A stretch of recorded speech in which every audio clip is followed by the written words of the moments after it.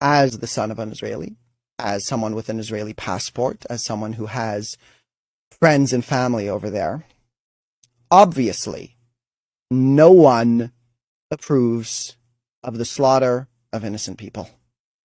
No one. And of course, I am concerned for my friends and family who are in Israel. That being said, I do not stand with Israel at all on what's going on. And I'm finally starting to realize how brainwashed I've been. I was taught to love Israel. I went to Jewish elementary and Jewish high school. And, we're singing the Hatikva, the national anthem. We're singing all these Jewish songs, and we're taught this one very specific view of history. We were taught basically that, the land was ours. We were taught that, we tried to offer them a solution. We tried to offer them peace, and they kept on attacking us. And the reason why we kept on gaining more and more land was because they would start wars with us. And we would defend ourselves, and we would just end up with more land. And so we would try and give it back to them every once in a while, but they wouldn't accept it. Now I'm starting to recognize more and more and more, firstly, that the Palestinians are living in, this is the phrase that's being thrown around, an open-air prison. 2.2 million people who are being restricted in their food, their water, their electricity, their fuel. Children who are born into a prison who are never going to be able to go anywhere and do anything. And this has been going on for 50 to 60 years. And we were taught to resent that. Carpet bombing this open air prison with 2.2 million people.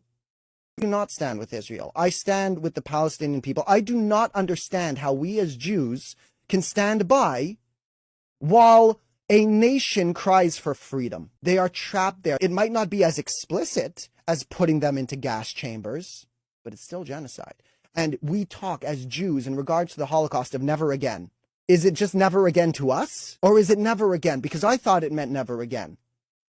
But we're still being taught this separation and this complete lack of identification of what is happening with these people.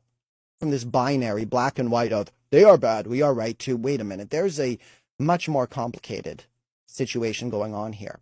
And firstly, we do need to distinguish, much so, between the Palestinians. And even to the extent that we are going to call Hamas terrorists. Firstly, there was a story floating around of them beheading 40 babies. We were told that Hamas beheaded 40 babies. And we look at that, and that gives us they are terrorists. That's beyond any freedom fighting thing. There's beyond no excuse. And then turns out, wait a minute, there is no evidence of that. And the news outlets that first put out that story then retract the statement. You can't retract a statement. Once it's out there, the damage is done. Because let's say you publish a news story, and 10 million people hear the story of Hamas beheaded 40 babies. Then you post the retraction. Firstly, the retraction doesn't get as much news as the original post. So 10 million people heard you say that Hamas beheaded 40 babies, and only 2 million people heard you make that retraction. And even of the ones that did hear you make that retraction, half of them don't believe it. And even if they do believe it, that image is still in your head.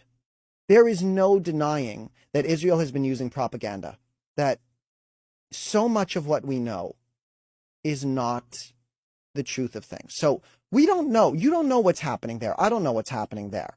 There are a few things that we can know. We can know the big picture story.